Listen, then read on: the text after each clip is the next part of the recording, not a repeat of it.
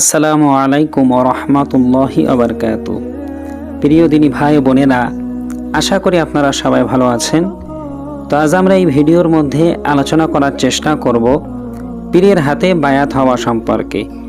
পীরের হাতে বায়াত হতে হবে এরকম দলিল কোরআন হাদিসের কোথাও আছে কিনা, এবং বায়াত হওয়ার কতটুকু জরুরি, এসব বিষয়টা নিয়ে আজকের এই ভিডিওর মধ্যে তুলে ধরার চেষ্টা করব। তো চলেন ভিডিওটি আমরা শুরু করি। তো সর্বপ্রথমে আমরা সহিহ বুখারী ও সহিহ মুসলিমের মধ্য হতে একটি হাদিস রয়েছে, ওই হাদিসটা সম্পর্কে একটু জানার চেষ্টা করি। এই হাদিসটি হযরতে উবাদা ইবনে সামিত রাদিয়াল্লাহু তাআলা আনহু তিনি বর্ণনা করেছেন। ওয়ান উবাদাতা ইবনে সামিত রাদিয়াল্লাহু তাআলা আনহু قال قال رسول الله صلى الله عليه وسلم। হযরত উবাদা ইবনে সামিত রাদিয়াল্লাহু তাআলা আনহু তিনি বর্ণনা করছেন যে আল্লাহ রসুল সাল্লাল্লাহু আলাইহি ওয়াসাল্লাম ইরশাদ করেছেন, ওয়া হাওলাহু ইসাবাতুন মিন আসহাবিহি। একবার সাহাবায়ে কেরাম আমার নবীকে ঘিরে তারা চতুষ্পার্শ্বে বসেছিলেন।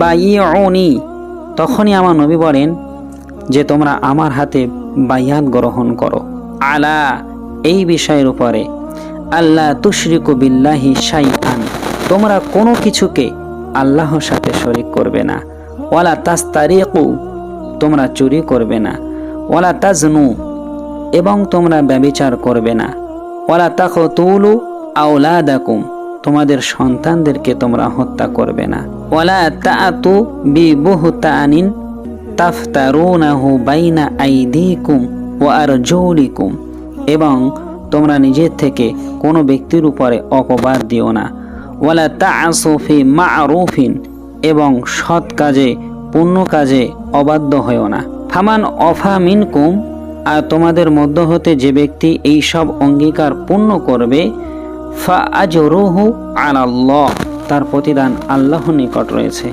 অমান আসাবা, আর যে ব্যক্তি লিপ্ত হয়েছে, মিন যালিকা শাইয়ান, এসব অপরাধের কোনো একটিতে, ফাউ কিবাবিহি, এবং সেজন্য শাস্তিও হয়েছে, ফিদ দুনিয়া, দুনিয়াতেই, ফাহুয়া কাফফারাতুন লাহু, তাহলে তা তার অপরাধের জন্য কাফফারা স্বরূপ হয়ে যাবে। সুবহানাল্লাহ। ওমান আসাবা মিন যালিকা শাইয়ান, আর যে ব্যক্তি এসবের কোনো একটিতে লিপ্ত হয়েছে, সুম্মা সাতারাল্লাহ, অতঃপর আল্লাহ তাআলা তার এই অপরাধটাকে গোপন করে রেখেছেন, ফাহুয়া ইলাল্লাহ, তাহলে তা আল্লাহর ইচ্ছার উপর নির্ভরশীল। ইন শাআ আফা আনহু, তিনি ইচ্ছা করলে তা মার্জনা করে দেবেন, ওয়া ইন শাআ আকাবাহু, আর ইচ্ছা করলে তাকে শাস্তিও দিতে পারেন।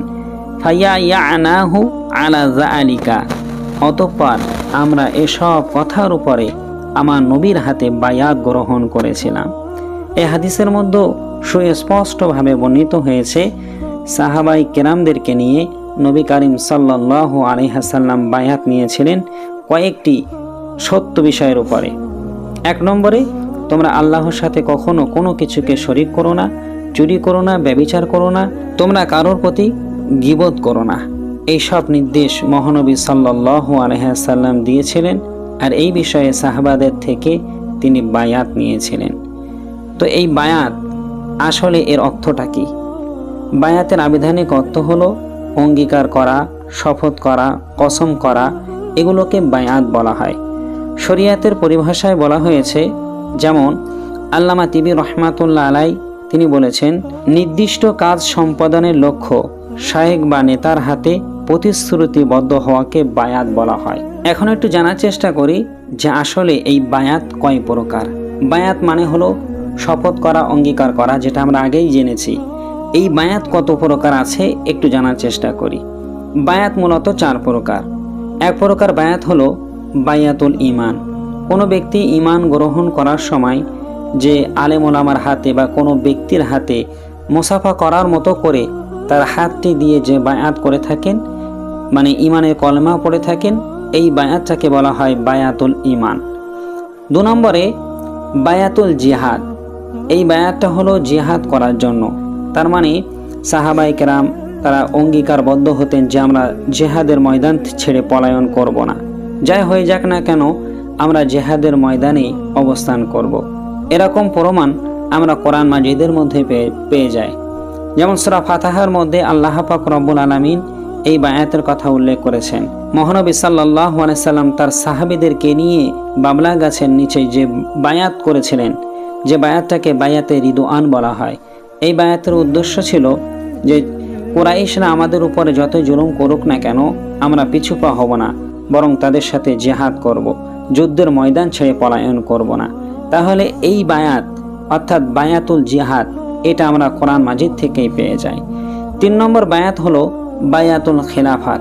আমরা সবাই অবগত আছি হযরতে আবু বকর সিদ্দিক রাদিয়াল্লাহু তাআলা আনহু আমার নবীর ইন্তেকালের পরে তিনি খলিফা হয়েছিলেন, আর তার হাতে সমস্ত মুহাজির এবং আনসার সাহাবীরা বায়াত নিয়েছিলেন।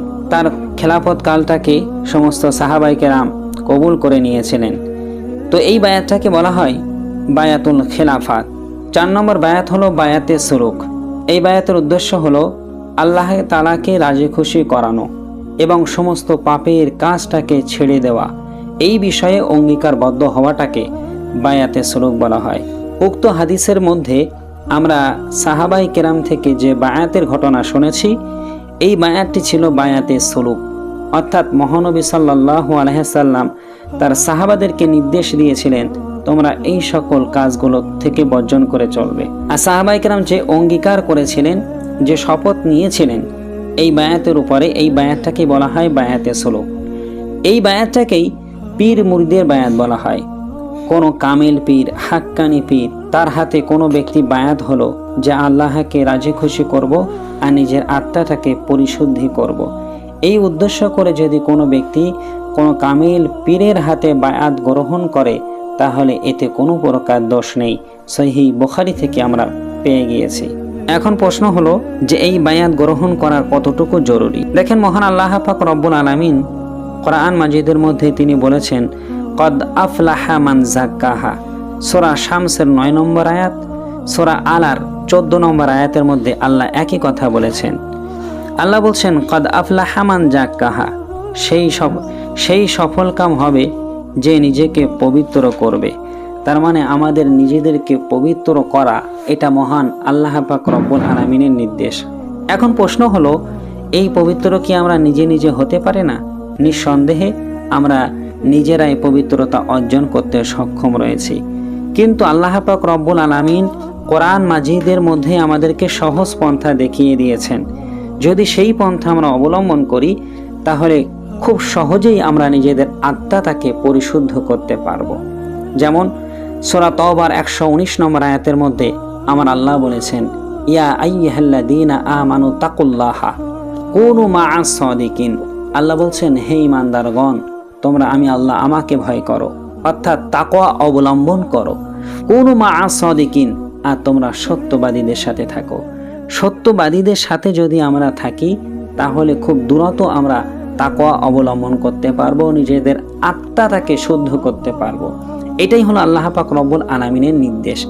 সেই জন্য নিজের আত্মাকে শুদ্ধ করার জন্য কোনো কামিল পীরের হাতে যদি আমরা বায়াত নিই এবং এই অঙ্গীকার করি যে আজ থেকে আমরা সমস্ত প্রকারের গুনাহের কাজগুলো ছেড়ে দিলাম, রাসূলুল্লাহ সুন্নাতের উপরে নিজেকে পরিচালিত করব, আল্লাহকে খুশি করানোর জন্য, তাকে রাজি করানোর জন্য সমস্ত ইবাদত উপাসনাগুলো করব, কখনো গুনাহের কাজের মধ্যে লিপ্ত হব না।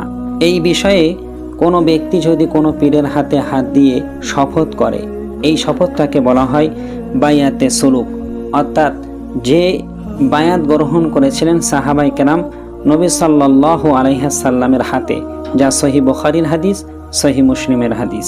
তো আমরা অবশ্যই নিজেদের আত্মাটাকে পরিশুদ্ধ করার জন্য কোনো কামিল পীরের কাছে গিয়ে বায়াত গ্রহণ করব।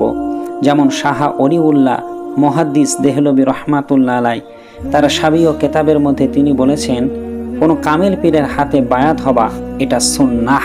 অবশ্যই তিনি একজন যুগ বরণ্য মুফাসসির মুহাদ্দিস ছিলেন, তিনি এ কথা বলেছেন। তাহলে অবশ্যই আমাদের উচিত কোনো ব্যক্তির হাতে হাত দিয়ে বায়াতটাকে গ্রহণ করে নেওয়া। তো এই ছিল আজকের ভিডিও। অবশ্যই মতামত আপনারা কমেন্টের মধ্যে লিখবেন, আর ভিডিওটি ভালো লাগলে একটি লাইক দেবেন, অন্যদের কাছে শেয়ার করে ভিডিওটি ছড়িয়ে দিন।